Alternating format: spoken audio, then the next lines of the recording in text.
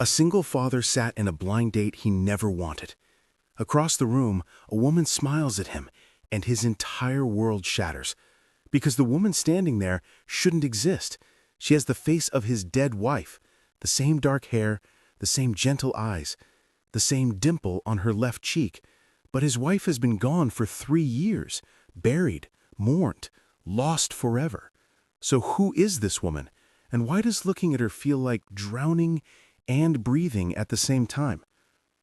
Before we continue, please tell us, where in the world are you tuning in from? We love seeing how far our stories travel. The restaurant was quieter than Baylor Dane expected for a Friday night. Soft jazz played through invisible speakers, and the warm glow of Edison bulbs cast everything in amber light. He sat at a corner table, fingers drumming against the white tablecloth, already regretting this. A blind date, at 34 years old. He hadn't been on a date since he was 25. The waiter came by for the 3rd time. "Still waiting for someone, sir?" "Yeah, should be here any minute." Baylor checked his phone. No messages from Boston. His best friend had been relentless about this setup for weeks, wearing him down with the kind of persistence that only a decade of friendship could get away with. "Just one date, man, that's all I'm asking. Her name's Olivia, she teaches kindergarten, and she's been through some stuff. My cousin's girlfriend works with her and says she's really sweet. I think you two might actually understand each other." Baylor hadn't asked what stuff meant. He didn't care. He'd already decided this would be exactly 1 hour of polite conversation, followed by a graceful exit and a firm, "told you so" to Boston. He reached for his water glass just as the front door opened. A woman stepped inside, scanning the restaurant with the kind of nervous uncertainty he recognized immediately. Dark hair pulled back in a ponytail. She wore a simple beige dress and carried a small purse clutched tight against her side. The hostess approached her, and the woman nodded, smiled that tentative smile people use when they're anxious. That's when she turned toward his table. The water glass slipped from Baylor's fingers. It hit the table hard, water splashing across the white cloth, ice cubes scattering. His hands started shaking. His vision tunneled. The restaurant sounds, the jazz, the conversations, the clinking silverware, all of it faded into a high-pitched ringing in his ears. It was Elise. Elise was walking toward him. His wife, his dead wife, walking across this restaurant in a beige dress, looking confused and concerned and so impossibly, heartbreakingly alive. "Connor?" The woman's voice cut through the ringing. She stood at the table now, her brow furrowed with worry. "Are you okay?" That voice. Baylor gripped the edge of the table, his knuckles white. He couldn't breathe, couldn't think. Every rational part of his brain screamed that this was impossible. Elise was gone. He'd watched her die. He'd buried her. But his eyes wouldn't stop seeing her face. The woman, Olivia, his brain supplied uselessly, reached out like she might touch his arm. "You look really pale. Should I get someone?" "I'm sorry." The words came out strangled. Baylor stood so fast his chair scraped loud against the floor. Other diners turned to look. "I'm so sorry. I can't. I have to go."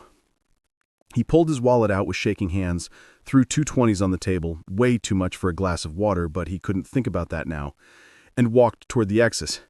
Not running. Not quite, but close. "Wait, did I—" Olivia's voice followed him, confused and hurt. "Did I do something wrong?" Baylor didn't answer. Couldn't answer.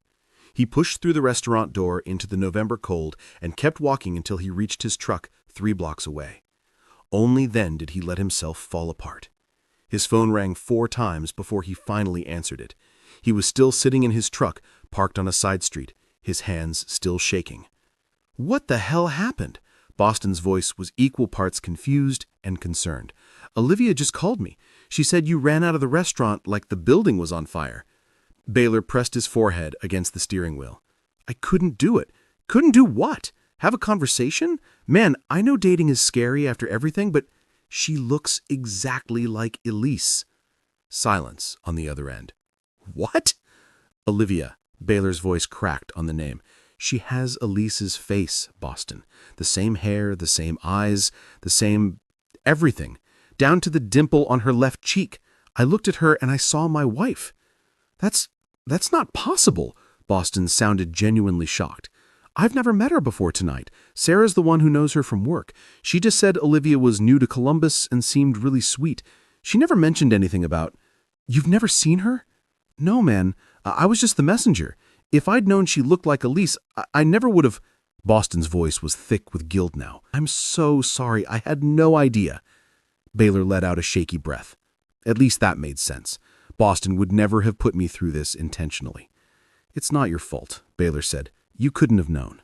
What do you mean she looks exactly like Elise? I mean exactly. Like looking at a ghost. I couldn't breathe. I couldn't think. I just had to get out of there. Boston was quiet for a long moment. Baylor could hear him breathing, could almost hear the wheels turning in his head. Baylor, didn't you tell me Elise was adopted? What does that have to do with... Sarah mentioned something about Olivia when she was trying to convince me to set you guys up. She said Olivia had moved to Columbus looking for family, that she was searching for someone. Baylor's heart stopped. A sister, Boston continued slowly, the pieces clicking together. Sarah said Olivia was searching for a twin sister she'd been separated from when they were kids. The pieces fell into place with a sickening click. Elise had been found wandering alone at a state fair in Oregon when she was 3. No parents, no identification, no memory of where she came from. The police searched for weeks, but nobody ever claimed her. She'd spent her whole life believing she'd been abandoned, that nobody had wanted her. I think you just met your wife's twin sister, Boston said quietly. Baylor didn't go home right away. He drove aimlessly through Columbus for an hour, his mind spinning through memories he'd carefully boxed away.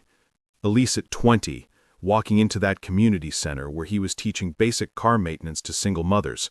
She'd been late, flustered, apologizing to everyone as she found a seat.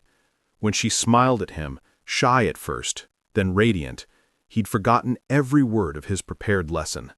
Elise at 22, saying yes when he proposed in the parking lot of that same community center. No fancy restaurant, no elaborate plan, just the two of them and a ring he'd saved 6 months to afford. Elise at 23, holding their newborn daughter with tears streaming down her face. She's perfect, she whispered. We made something perfect. Elise at 28, lying in a hospital bed with machines beeping around her. Her body failing, but her spirit somehow still bright. Promise me you'll find happiness again, she'd said, squeezing his hand with what little strength she had left. Promise me you won't stop living. He'd promised, but he'd never intended to keep it. When Baylor finally pulled into his driveway, it was past 9. The house was dark, except for the living room lamp Clara always left on when he was out. He found his daughter curled up on the couch in her pajamas, supposedly doing homework, but clearly waiting up for him. At 9 years old, she was too smart for her own good. How was your date? Clara asked, closing her math textbook. Baylor sank into the armchair across from her. It was complicated. Did she like you? I don't know, sweetheart. I didn't really give her a chance to. Clara studied him with those serious brown eyes that reminded him so much of Elise. Was she mean? No, not mean. Baylor rubbed his face with both hands. She just reminded me of someone. Mom? Sometimes his daughter was too perceptive. Yeah, he admitted quietly. Mom. Clara was quiet for a moment, picking at the corner of her textbook. Do you think Mom would want to be alone forever? The question hit him square in the chest. No, Baylor said honestly. No, I don't think she would. Then maybe you should give the lady another chance. Clara stood up, gathering her homework. Mom used to say, second chances are how we fix our mistakes. She kissed his cheek and headed upstairs, leaving Baylor alone with thoughts that felt too big for his head. The text came 3 days later, while Baylor was under the hood of a 2015 Honda Civic at his shop. I think we need to talk, Olivia. He stared at the message for a full minute before Boston noticed. That her? His friend leaned against the Honda, arms crossed. Yeah. You gonna answer? Baylor set down his wrench. His hands were covered in grease, but somehow that felt appropriate. Everything in his life felt messy right now. I don't know what to say to her. How about the truth? Boston suggested. Crazy concept, I know. The truth is insane. Hey, sorry I ran out on you, but you look exactly like my dead wife, who turns out to be your long-lost twin sister. That sounds like something out of a bad movie. Yeah, well, sometimes life is a bad movie. Boston pulled out his own phone. I already talked to Sarah, and Sarah talked to her. Olivia knows something weird happened. She deserves an explanation, man. Baylor closed his eyes. Did Sarah tell her about Elise? Just the basics, that you're a widower, that your wife passed away 3 years ago, and also that she looks exactly like your wife, but she didn't went into details. She figured that's a conversation you two need to have face to face. The wrench felt heavy in Baylor's hand. He set it down carefully on the workbench. Where? She suggested Miller Park. Tomorrow at 2. She'll be there. Baylor took a breath, nodded. Okay, he said quietly. Okay. Miller Park was mostly empty on a Tuesday afternoon in November. The trees were bare, their branches dark against a gray sky that threatened rain.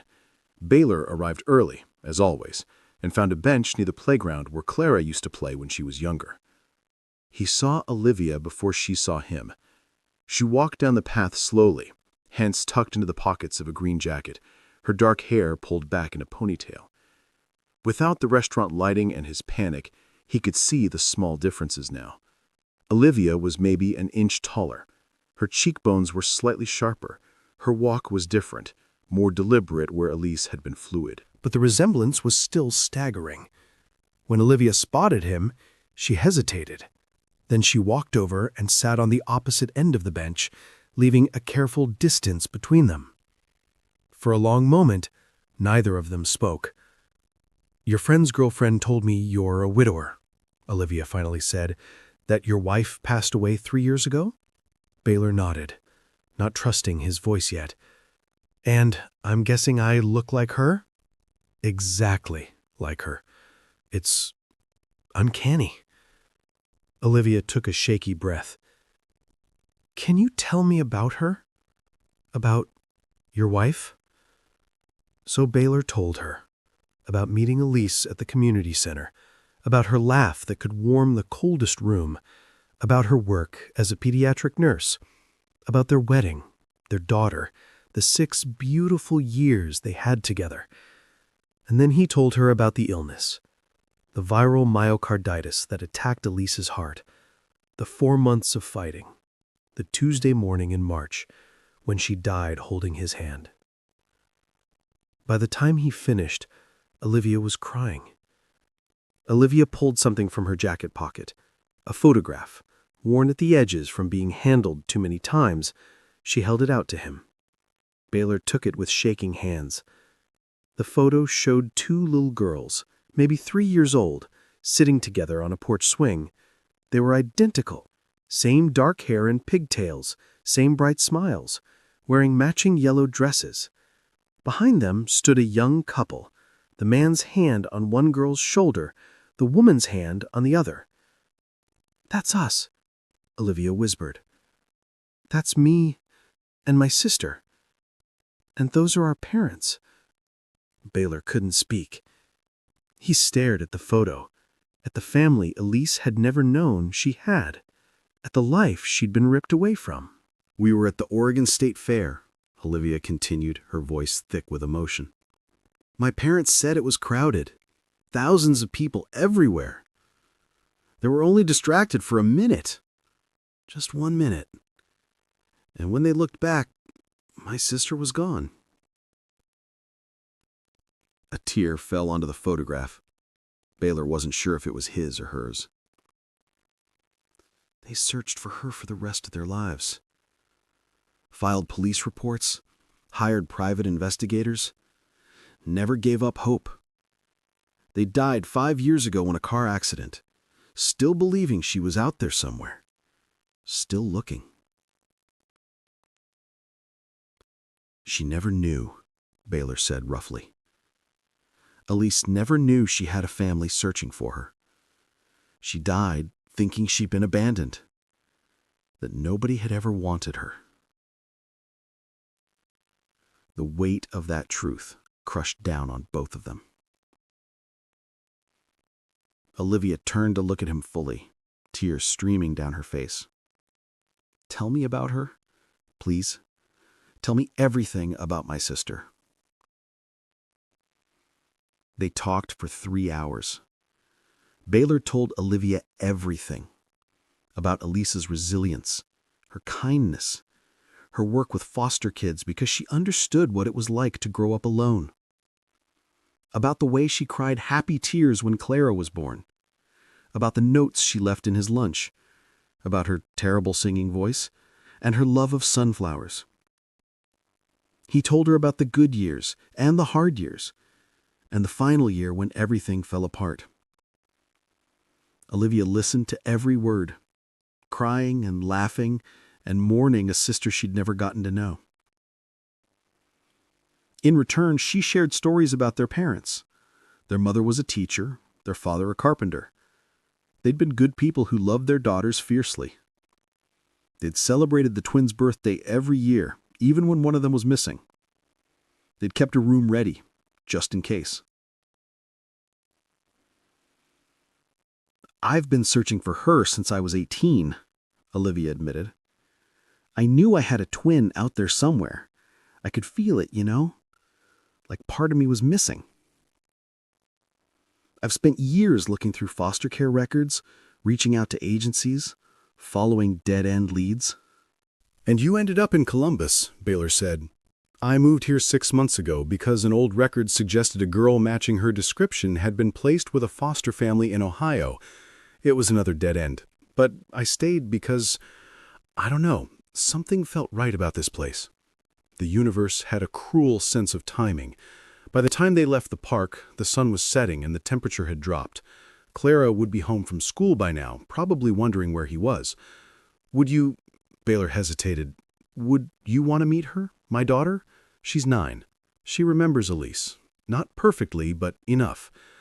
Olivia looked at him with something like hope and fear mixed together. "Are you sure?"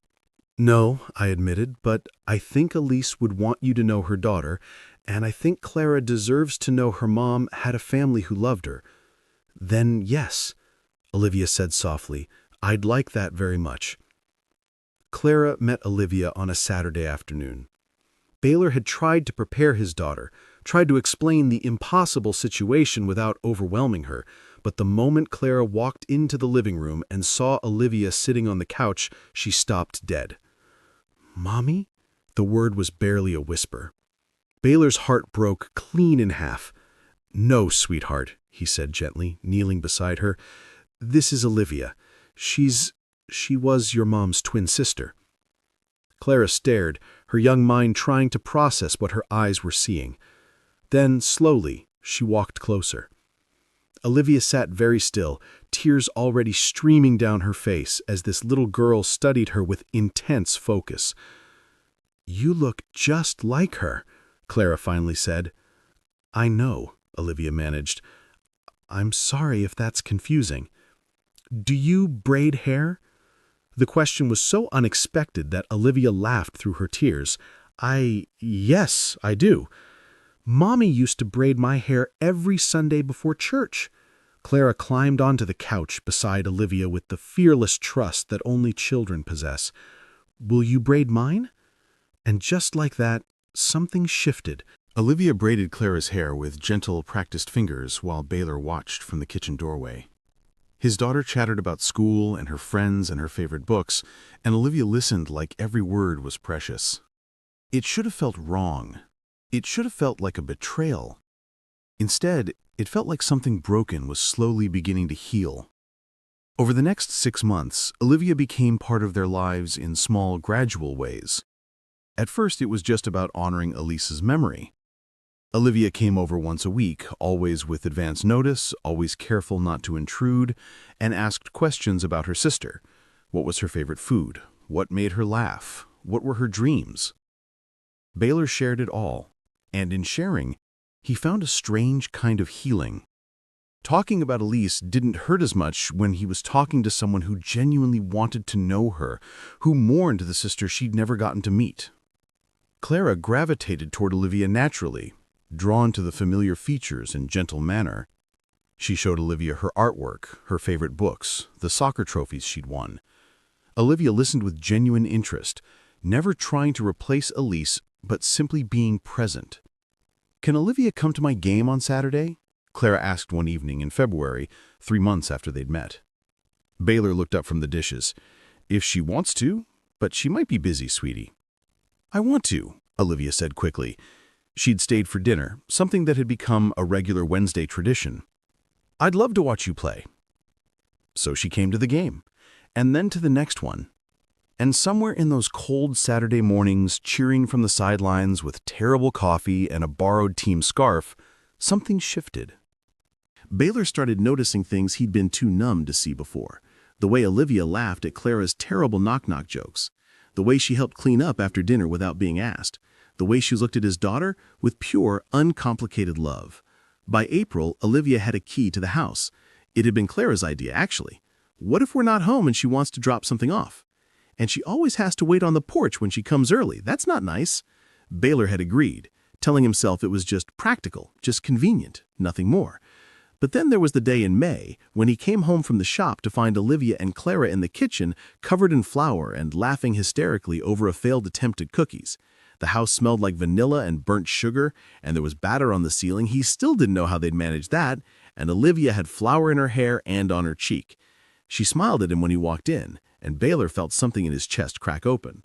It wasn't the same feeling he'd had with Elise. This was different, quieter, gentler, built on months of shared grief and gradual trust. He'd been so focused on seeing the similarities that he'd missed all the ways Olivia was completely her own person. The way she wrinkled her nose when she was concentrating, the way she hummed off-key while cooking, the way she talked to Clara like an equal, never talking down, always genuinely interested in what a 9-year-old had to say. "You okay?" Olivia asked, tilting her head. "Yeah," Baylor said, his voice rough. "Yeah, I'm good." But he wasn't good. He was terrified. Because he was starting to fall for her, and he had no idea if that was okay. Olivia was falling too, though she tried desperately to fight it. She'd moved to Columbus searching for a sister she'd never known, and instead she'd found a family. Clara had wrapped herself around Olivia's heart so completely that leaving now would feel like losing a limb. And Baylor. Jeez. Baylor was everything she hadn't known she was looking for. She loved the way he was with Clara, patient and playful and so clearly devoted. She loved the quiet strength he carried, the way he'd built a life from grief without letting it consume him. She loved his terrible dad jokes and the way he always made sure everyone else had eaten before he took a plate for himself. But she couldn't let herself want this. It felt like a betrayal. To Elise. To the memory of a sister she'd never known. What kind of person fell in love with her dead twin's husband? What kind of person wanted to step into a life that wasn't hers to take? She told herself she would pull back, put some distance between them, stop coming over so often. But then Clara would text her with a picture of something funny that happened at school, or Baylor would call to ask if she wanted to grab lunch, and Olivia couldn't bring herself to say no. By June, 6 months after that disastrous blind date, Olivia knew she was in too deep. It was a Sunday morning. She'd come over to braid Clara's hair for church, like she did most Sundays now. Clara was chattering about summer camp while Olivia worked through a French braid, and Baylor was making pancakes in the kitchen. It was so domestic, so perfectly normal, so much like a real family that it made Olivia's chest ache. "All done," she said, securing the braid with a hair tie. Clara ran to the mirror, admiring the work. "Perfect! Thanks, Olivia!" She hugged Olivia tight, then bounded off to find her shoes. Olivia stood there for a moment, her heart too full and too broken at the same time. This was what she wanted. This house, this child, this life. But it wasn't hers. It was Elise's. "You okay?" She turned to find Baylor watching her from the kitchen doorway. concern etched on his face. "Yeah," Olivia lied. "Just thinking." "About what?" "Everything. Nothing. How much it would hurt to walk away. How much it would hurt to stay, knowing these feelings would never be returned." "About how lucky Elise was," Olivia said instead. "To have all of this. To have you and Clara." Something flickered across Baylor's face, an emotion she couldn't quite read. "I think we were the lucky ones," he said quietly. "And now, I think we're lucky to have you too." The words hung in the air between them, weighted with meaning neither of them was quite ready to acknowledge. Olivia swallowed hard. "I should probably go. I have some errands to run before—" "Stay for breakfast," Baylor interrupted. "Please. The pancakes are almost done, and Clara will be disappointed if you leave." Olivia knew she should say no, knew she should start creating distance before her heart got any more attached, but she nodded anyway. "Okay, just for breakfast." They both knew it was more than that. Things came to a head 3 weeks later, on a cold November evening, 7 months since they'd first met in that park. Olivia had decided she couldn't keep her feelings hidden anymore. The not knowing was killing her. Every lingering look, every almost touch, every moment when she thought maybe he felt the same way but couldn't be sure. She had to tell him, had to lay her heart out there even if it meant losing everything. The uncertainty was worse than rejection could ever be. She drove to his house, her hands shaking on the steering wheel. Clara was at a sleepover, so it would just be the two of them.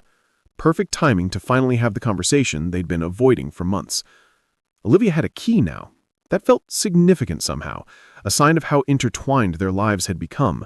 She let herself in quietly, planning to find Baylor and ask if they could talk. That's when she heard his voice from the kitchen.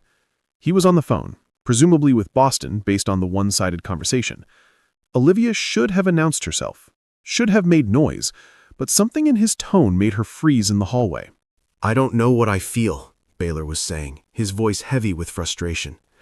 "When I'm with her, it's like Elise is still here somehow, like I got a second chance at having my wife back.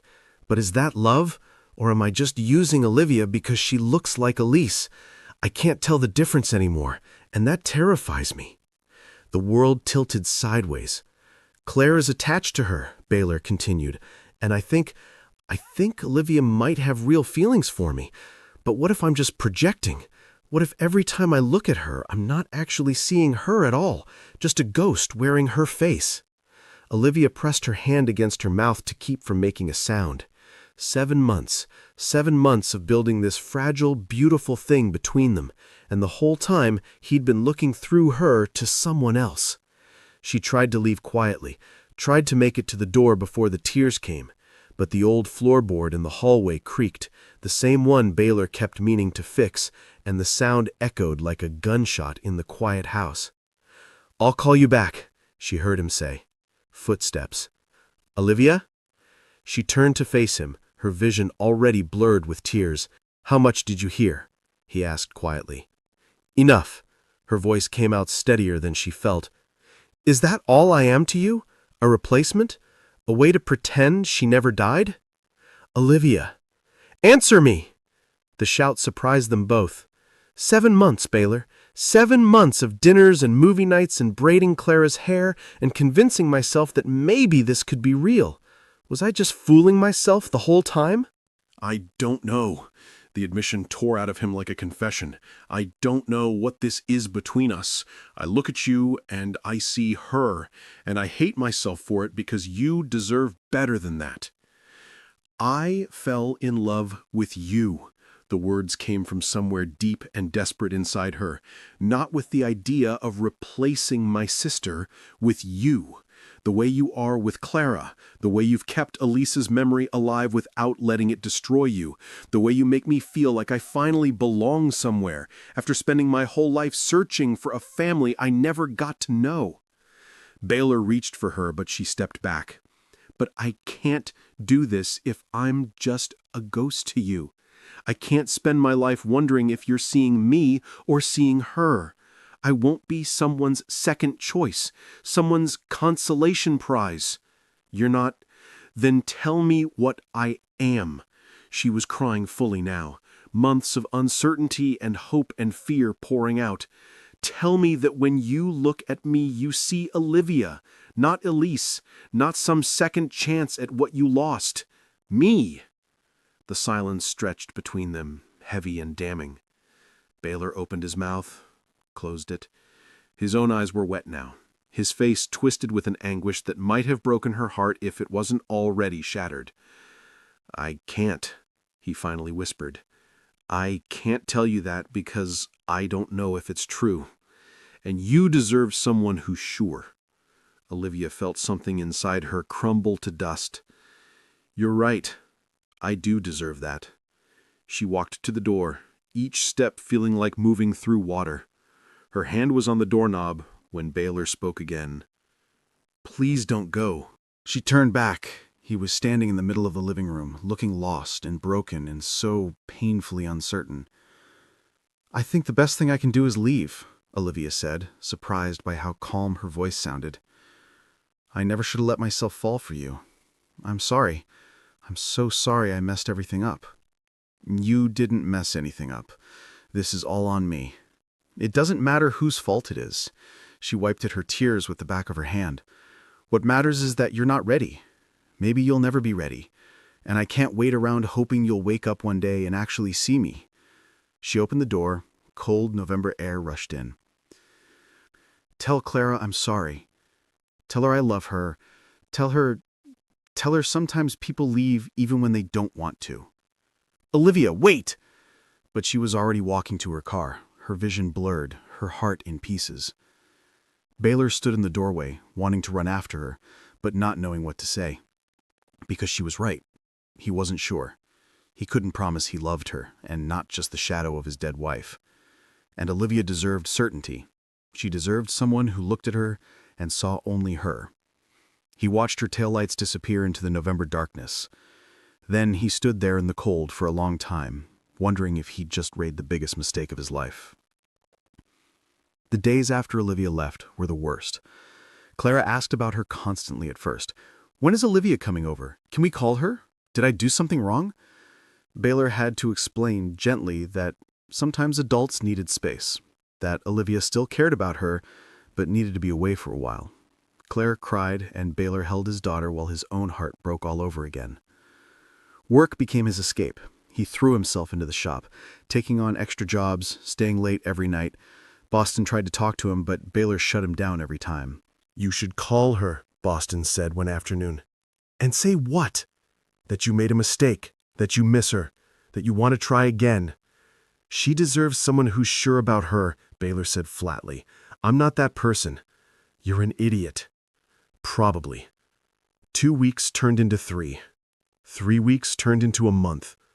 The absence of Olivia became a presence of its own. Empty chair at the dinner table. Silent Sunday mornings without hair braiding. Clara's artwork going uncommented on.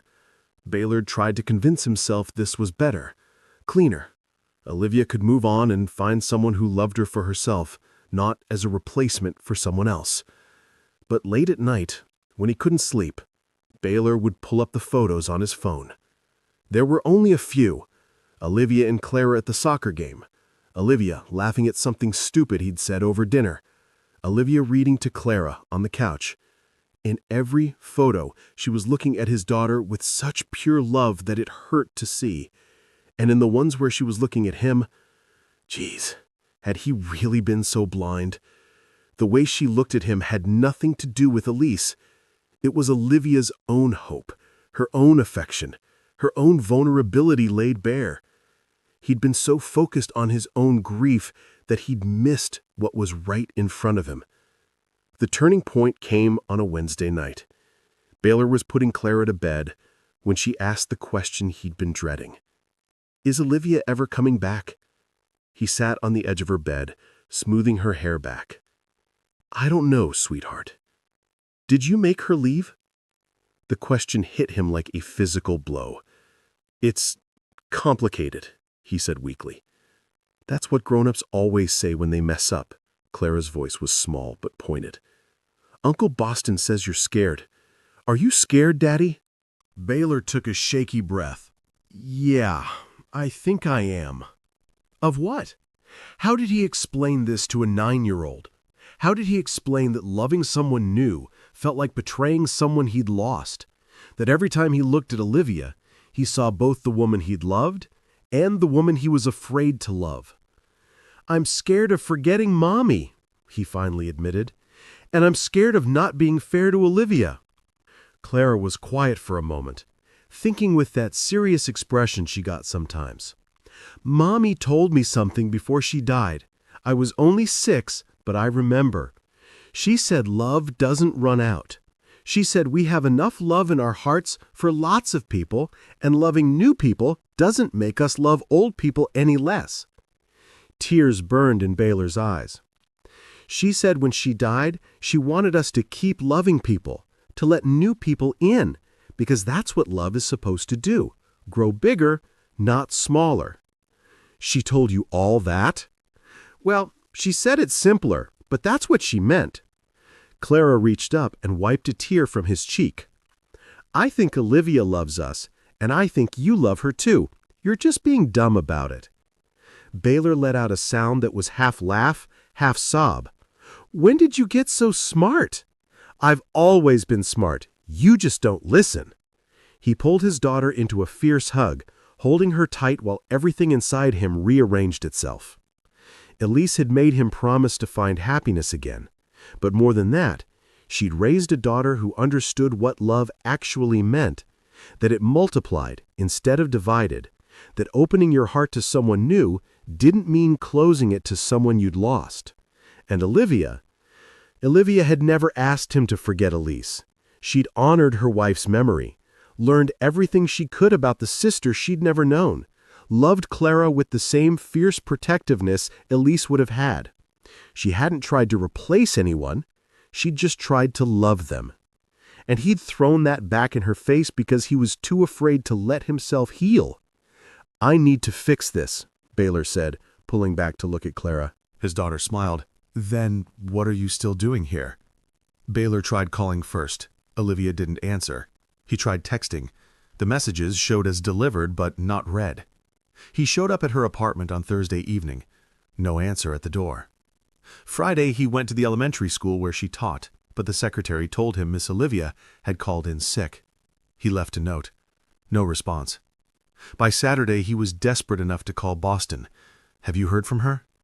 "No, man. Why would I?" "Because I'm running out of options here. I need to talk to her." Boston sighed. "Sarah mentioned that Olivia's been staying with her friend Marissa. They usually go to the farmer's market downtown on Saturday mornings. You might catch her there." Baylor was already grabbing his keys. The downtown farmer's market was crowded with weekend shoppers browsing vegetables and handmade crafts. Baylor moved through the crowd searching for her. He found her at a booth selling fresh flowers. She was holding a bouquet of sunflowers, Elise's favorite, he thought, with a sharp pang. And laughing at something the vendor said. A woman beside her, presumably Marissa, was examining a display of dahlias. Baylor's heart hammered in his chest.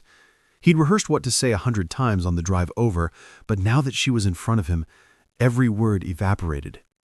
He must have made some sound because Olivia turned. The laughter died on her face. The sunflowers drooped in her hand. "Baylor," she said quietly, "what are you doing here?" "I needed to see you." Marissa looked between them, reading the tension immediately. "I'll just go look at the jam over there," she said, giving Olivia a meaningful look before disappearing into the crowd. Olivia set the sunflowers down carefully. "I don't think there's anything left to say." "There's everything left to say." Baylor stepped closer. "I've been an idiot. I'm not arguing with that. You were right about everything, about me being scared and confused and not being fair to you. The words tumbled out in a rush. But I need you to know something.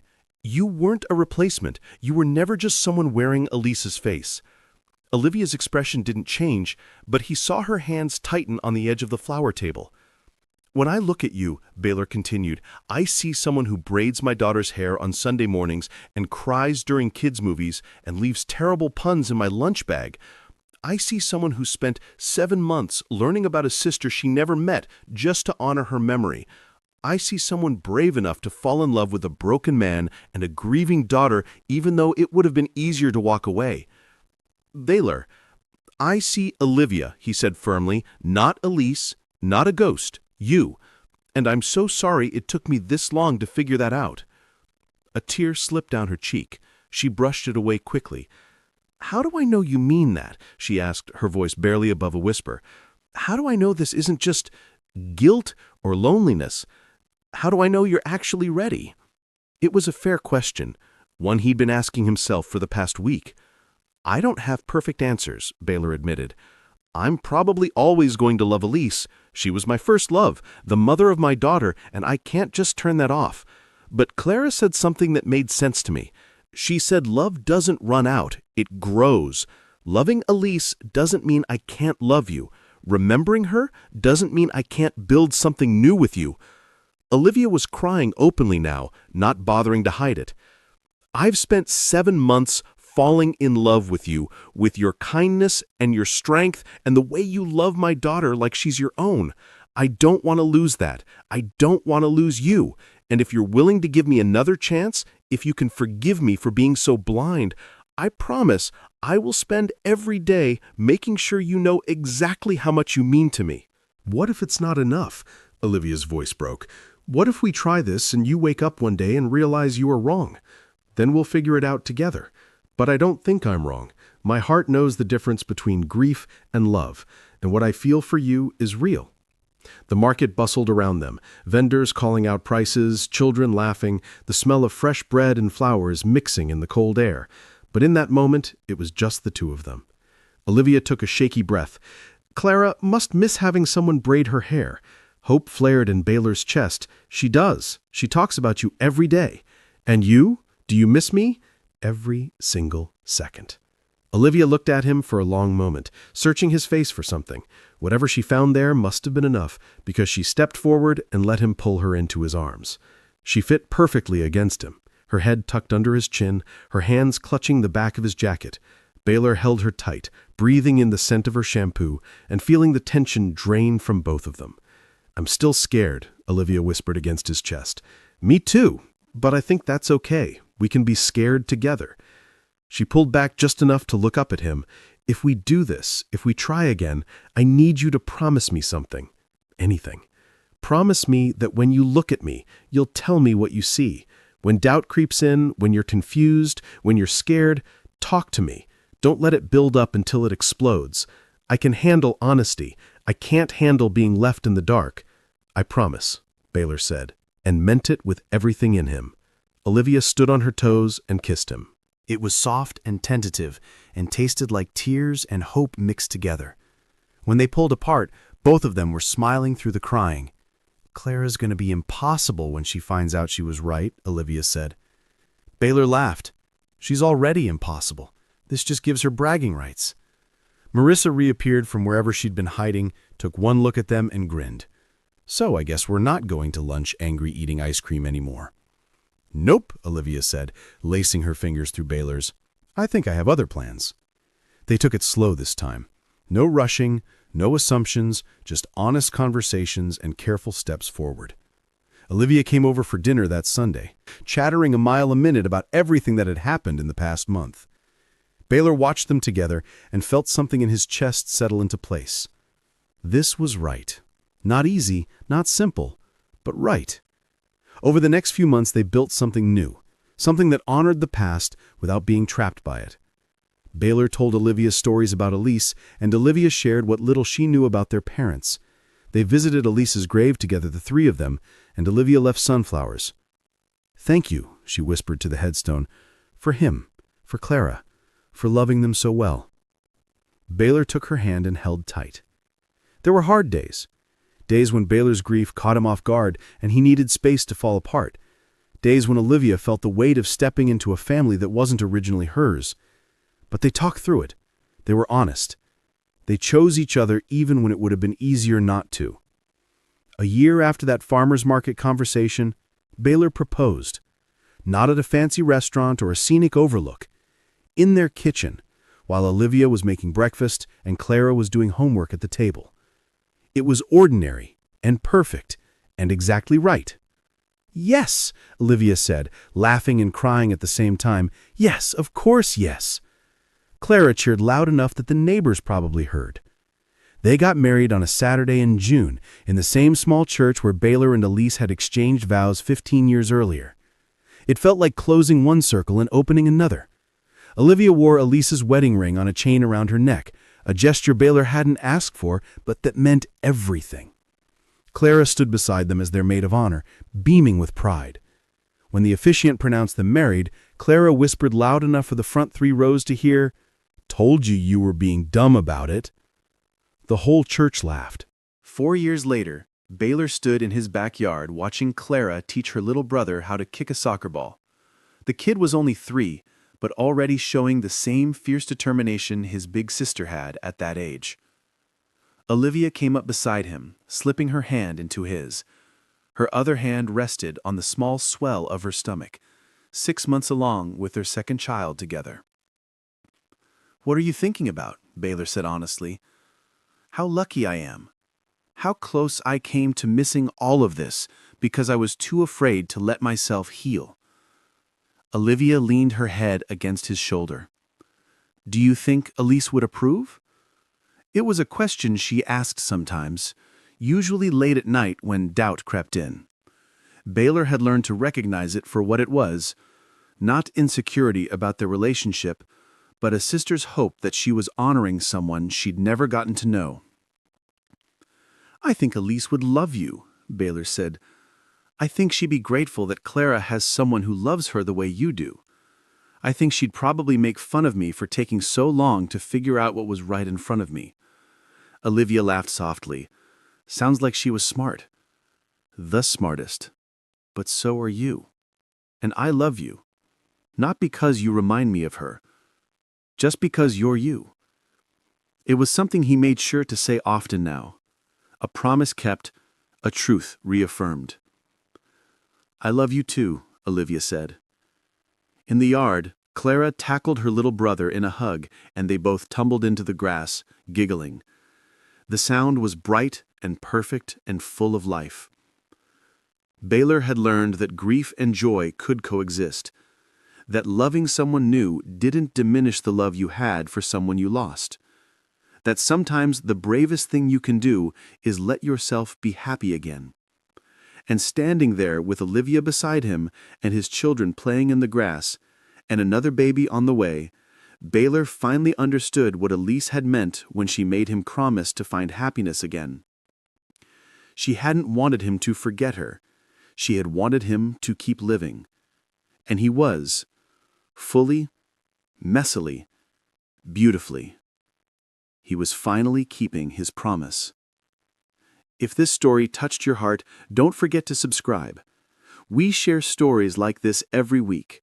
Stories about second chances, finding love in unexpected places, and learning that healing doesn't mean forgetting.